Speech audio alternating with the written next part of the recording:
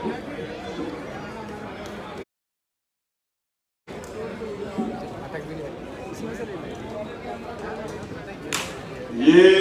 सब लोग 1 मिनट में व्यवस्था बना लें, कोई ना यहाँ दिखे जल्दी। बहुत अच्छा, धन्यवाद। हमारी बात अच्छी तरह मानते हो इसीलिए तो कहते रहते हैं तुमसे। जय भीम। आवाज हमारी बात पे गौर करें। सबसे पहले तो आप सभी को,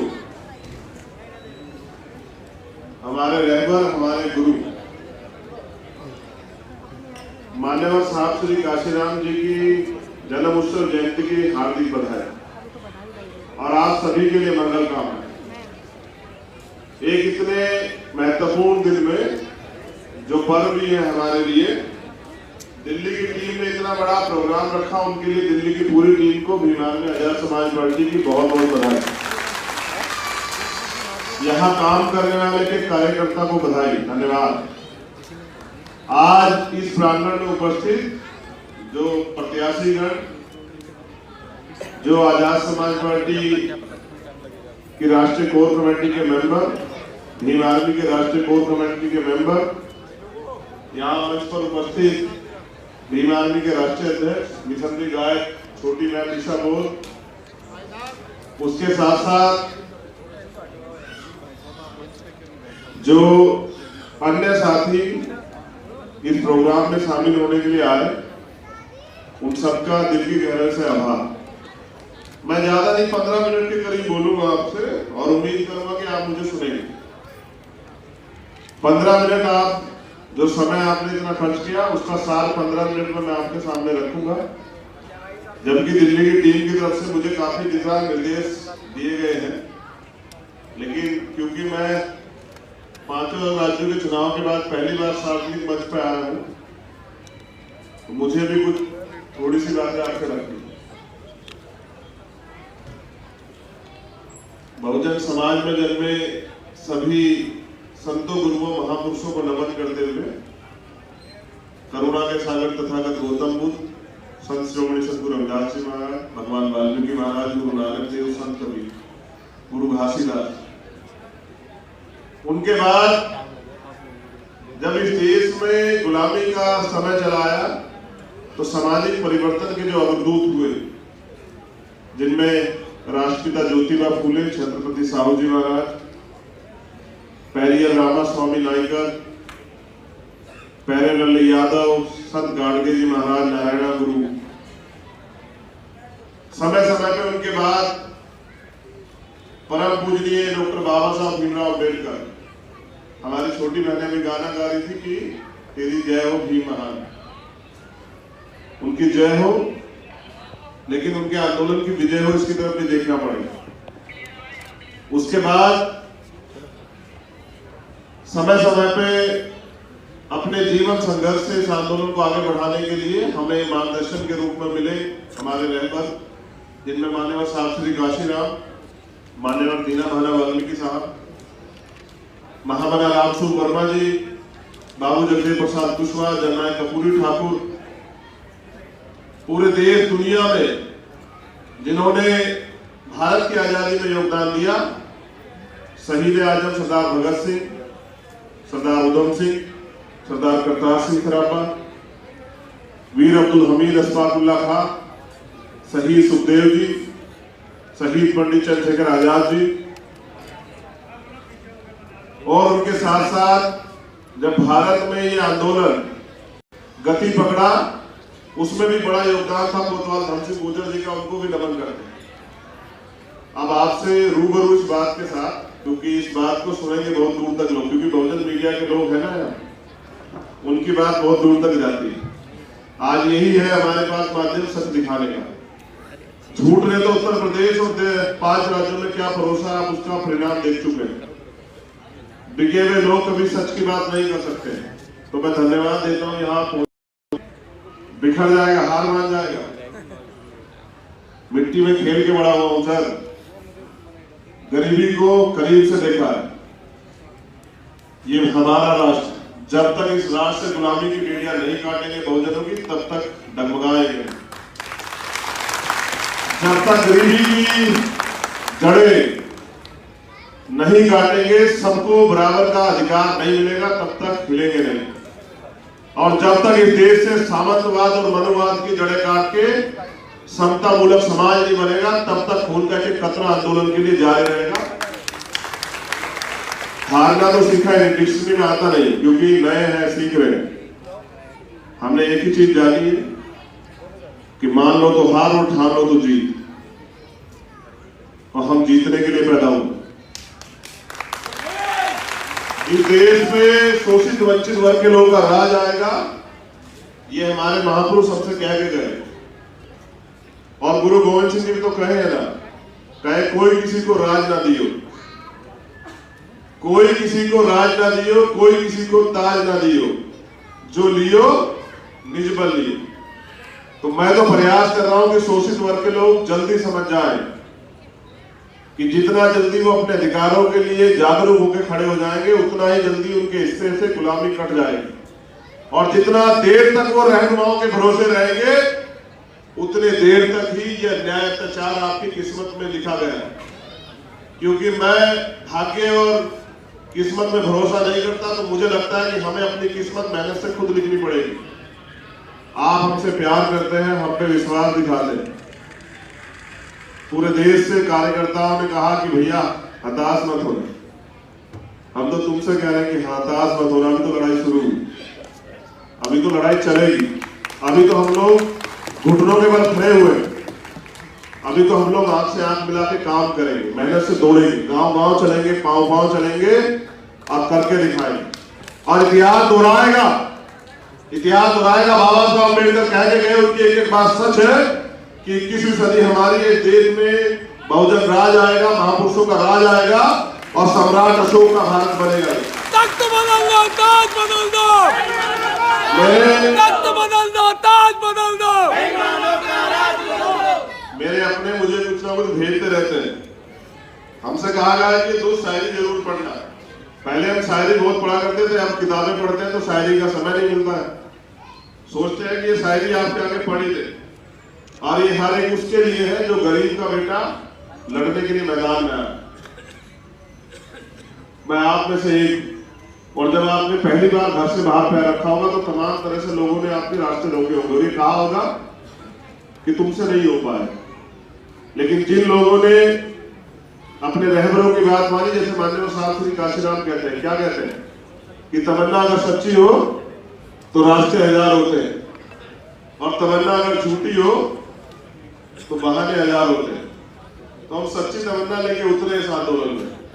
अब यहाँ खाने कमाने थोड़ा ही आ रहे हैं, खाने कमाने के लिए तो आप लोगों ने इतना तैयार किया है बाबा साहब के संविधान से कि नौकरी तो कहीं भी कर लेते, और नौकरी भी नहीं कर लेते तो इतने बुद्धिमान है, वकील है, तो इस प्रोफेशन से भी पैसा कमा लेते, घर चला लेते। लेकिन मेरा घर चल जाएगा, इससे आपके जीवन में क्या बदलाव होगा?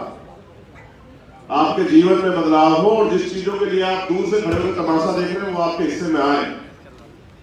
बिना संघर्ष की सत्ता नहीं मिलती। पिछले आंदोलन में हमने बहुत दिन पहले कहा कि पुष्य मित्र सिंह साहब जो है, पुराने लोग जानते हैं, कटराई लोग, एक पुष्य मित्र सिंह ने पूरे राजपाट का नाश किया, और पिछले आंदोलन का भी एक पुष्य मित्र सिंह ने जीरो करके नाश किया, और बताया कि देखो बाबा साहब हमसे कह के गए कि मत घुसाना, मत घुसाना। सुई की नोक के बराबर भी अगर आंदोलन में मिश्रण करोगे तो फिर कल को पछताना पड़ेगा, तुम्हारा नाश होगा। और आज वही हुआ। और अच्छा किया कि हमारे लोग हमसे पहले कहते कि बना लो दल, वरना कल फिर आपको दोबारा जीरो से शुरुआत करनी पड़ेगी, क्योंकि उनको नहीं करना। हम समय से बनाए और इस चुनाव में अपनी पहचान बनाए, और आज सब लोगों को पता है कि आजाद समाज पार्टी काशीराम, मान्यवर साहब श्री काशीराम के आंदोलन को सफल बनाने के लिए गांव गांव गली गली मेहनत कर रही है। और उनके नेता, उनके कार्यकर्ता न सरकार से डरते हैं, न झुकते हैं, न रुकते हैं, और न ही किसी भी कीमत पे अन्याय सहन करते हैं। तो वो शायरी मैं आपके आगे पढ़ देता हूं। जो लोग हताश निराश है उस शायरी से अपने लिए सब ढूंढ ले। जो खैरात में मिलती कामयाबी तो हर एक शख्स कामयाब होता है। जो खैरात में मिलती कामयाबी तो हर एक शख्स कामयाब होता, फिर कदर ना होती किसी हुनर की और ना ही कोई शख्स लाजवाब होता। तो हुनर की कदर मिलनी चाहिए, होनी चाहिए। ना पूछो कि मेरी मंजिल कहां है, अभी तो सफर का इरादा किया। ना पूछो मेरी मंजिल कहां है, अभी तो सफर का इरादा किया है। ना हारूंगा हौसला उम्र भर, ये मैंने किसी से नहीं खुद से वादा किया। अब आपसे काम की बात करते हैं। ये लोकतंत्र है, तुम आगे वाले हमारी बात पर ध्यान दो। आज हम सिखा रहे हैं, सीख लो। नारे तो पिछले 70 साल से लगा रहे हैं, हाथ में क्या है ना तुम्हें खुद पता है। 70 साल से तालियां बजा रहे लोगों के आने पे खुश होते हो और फिर मुंह सा मुड़ जाके घर चले जाते हो कि हमारे हिस्से में कुछ नहीं आता। जिनसे अपना अधिकार छीनना चाहते ना, बाबा साहब अम्बेडकर ने कहा कि जो अधिकार छीन गए वो छीन कर ही ले जाएंगे। मांगने सिर्फ भीख मिलती है, अधिकार छीनने पड़ते हैं। और छीन कौन सकता है? जिसके अंदर बल होता है। आपका दल है, दल से बल बनाओ और बल बना के हल निकालो। जिन समस्याओं के लिए दूसरों का हाथ फैलाते हो ना, वो समस्या हल करने की ताकत आप में है। ये लोकतंत्र है और इस लोकतंत्र में बनाने के साथ ये तय हुआ था कि जिसकी इतनी संख्या बारी उसकी उतनी हिस्सेदारी। जिनके पास वोट होगा, जो अपने वोट को तैयार कर लेंगे, उनका राज होगा। और लोकतंत्र बना इसलिए कि अमीर ही राज नहीं करेंगे, गरीब का बेटा भी आएगा, मेहनत करेगा, संघर्ष करेगा, अपने समाज के लिए कुछ करके दिखाएगा। अमीरों ने लोकतंत्र में पाबंदी लगाई कि गरीब का बेटा इसमें घुस ना पाए। उनको पता है कि अगर पैसे की लाइन नहीं खींचेगी, पैसा प्रायोरिटी नहीं होगा, तो गरीब आदमी भी मेहनत करके आगे बढ़ जाएगा। आज राजनीति में दीवार खिंच गई है। दिल्ली के लोग भी सुन लो, उनको लगता है कि पैसे वाले आगे बढ़ सकते हैं। और मैं कहता हूं कि जिसके दिल में सच्ची तमन्ना वो आगे बढ़ सकता है। मैं गारंटी से कहता हूं कि अगर हमारे कार्यकर्ताओं ने ईमानदारी से काम किया, हमारे प्रत्याशियों ने मेहनत से डटकर मुकाबला किया और हमारे प्रत्याशियों ने आने वाले समय में बहुजन समाज बनाया, भाईचारा बना के, संगठन बना के, कमेटियां बना के और मजबूती से आंख से आंख मिला के चुनाव लड़ा, तो मैं लिख के देता हूं कि ये समाज कभी बिका ही नहीं। जब जब रहबरों ने, महापुरुषों ने आदेश दिया, आवाज दी, ये खड़ा हो गया और इसने साबित किया कि ना हम झुकेंगे, ना हम रुकेंगे, ना हम इस आंदोलन को कमजोर पड़ने देंगे। तो दिल्ली के जो लोग यहाँ पर मौजूद हैं, मैं उनसे कहना चाहता हूं, हमारे नौजवान नेता मेरी बात पे गौर करें। आंदोलन समर्पण से चलता है, आंदोलन संघर्ष से चलता है। आजादी कीमत मांगती है, अधिकार बलिदान मांगते हैं। अगर आप में वो देने का हौसला है तो आप जीतोगे, कामयाब हो जाओगे, वरना आप जैसे बहुत आए और हिम्मत हार के चले। अगर आपके अंदर समाज को देने की भावना है तो फिर ये इतिहास, कुदरत आपको देगी। अगर आप अपने लिए कुछ चाहते हैं तो आपके हिस्से में कुछ नहीं आएगा। जिस चीज के पीछे भागोगे वो नहीं मिलेगी। मैं आपसे फिर कह रहा हूं कि मैं सीख के आया। 15 दिन मांगता हूं से सिर्फ 15 दिन। 15 दिन के बाद 10 साल तक एक दिन भी परिवार और व्यक्तिगत जीवन के लिए छुट्टी नहीं करूंगा। 10 साल पूरे जी जान लगा के इस आंदोलन को और दिल्ली तक लेके आऊंगा, प्राइम मिनिस्टर की कुर्सी तक। याद वादा कर रहा हूं साहब के आंदोलन में एक दिन भी नहीं गद्दारी करूंगा, एक दिन भी नहीं रुकूंगा, गर्दन नहीं झुकने दूंगा आप लोगों की। लेकिन मैं जितनी सच्ची ईमानदारी से लगा हूं, आपसे भी सहयोग चाहता हूं। मैं नहीं चाहता कि आंदोलन झुके, कमजोर हो, ये आंदोलन बदनाम हो, ये आंदोलन की मजाक बने। लेकिन जितनी जिम्मेदारी मेरी, इतनी आपकी भी बैठती है। अगर मैं 24 घंटे दे रहा हूं तो कम से कम 4-6 घंटे आप भी दे, रोज दे। अगर जितना आप संघर्ष करोगे उतना ही मिलेगा सर। अगर आप ये सोचते हैं कि आज संघर्ष कर लिया 1 साल 10 साल तक मिलेगा, नहीं मिलेगा सर। साइलेंट मोड पे बैठिए।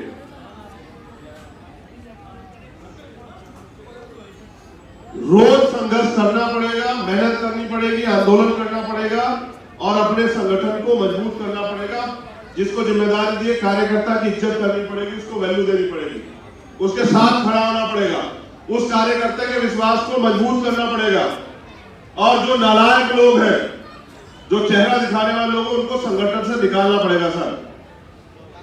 जो सिर्फ और सिर्फ जो ना काम करते हैं, उनको निकालना पड़ेगा। उन लोगों की जरूरत है जो काम करना चाहते हैं। क्या तो तय करो कि गुलामी के जीवन में जीना चाहते हैं या फिर तय करो कि हम गुलामी का जीवन काट के जाएंगे। सर आपको क्या लगता है बाबा साहब वापस आ जाएंगे क्या? यहाँ जो तमाम लोग बैठे बताओ नहीं, क्या मान्यवर काशीराम साहब वापस आ जाएंगे क्या? नहीं भाई। और फिर ये भी बताओ मुझे कि कोई दूसरा मान्यवर काशीराम क्यों नहीं पैदा हुआ, किसने रोका? लेकिन हर आदमी को अपने लिए जीना है तो नहीं बनेगा मान्यवर काशीराम, और उनके जैसा पैदा नहीं हो सकता। मैं तो उनके पैर के नखून के बराबर भी नहीं, लेकिन यह विश्वास से कह रहा हूं कि अपने ऊपर जो कर्ज है महापुरुषों का उसको उतारेंगे, उस कर्ज को नहीं रखे जाएंगे। जब जीवन से खत्म होगा तो ये नहीं कहेगा कोई कि अधूरा रह गया है कुछ। अपने जीते जीवन में इस आंदोलन को आगे बढ़ा के जाए। अब दिल्ली के लोगों सुन लो, आपसे बहुत जिम्मेदारी की बात करनी है। दिल्ली में बहुजन समाज की आबादी सबसे बहुत ज्यादा है, और आपसे मखूटे दिखा के बाबा साहब की बात करके लोग वोट लेके गए, और कितने ऐसी समस्याएं जिनका हल नहीं हुआ, मैं गिनवा दूंगा अभी आपको। लेकिन आप ये बताओ, क्या आपकी समस्याओं का हल आप खुद नहीं कर सकते हो? जब वोट का अधिकार आपके पास है और वोट आप तैयार करके समाज को तैयार करके आगे बढ़ा सकते हो। एमसीडी का इलेक्शन आ रहा है, जब जीत सकते हो तो फिर आपको किसी के और पास जाने की जरूरत पड़ेगी क्या? बताओ। देखो दिल्ली में सुनो, दिल्ली में रविदास मंदिर आंदोलन में बहुत सारे सीनियर लोग बैठे हुए हैं। ये सरकार कहां थी जिसकी जो अभी यहां सरकार है दिल्ली में? ये एमसीडी वाले कहां थे? नहीं थे ना आपके साथ? सीएए नासिक आंदोलन हुआ, आप मुझे बताओ, या मुस्लिम समाज के जिम्मेदार हमारी पार्टी के भी नेता हैं और समाज के जिम्मेदार लोग भी आए। और जब दिल्ली में अन्याय हुआ, दिल्ली के चुनाव के बाद, आप बताओ ये सरकार कहां थी? और ये सरकार का मुख्यमंत्री बैठ के गृह मंत्री के साथ मुस्कुरा के 3 दिन बाद हमारे साथ, हमारे लोग साथ अन्याय हुआ, वहां मुस्कुराता वक्त पीसी कर रहा था।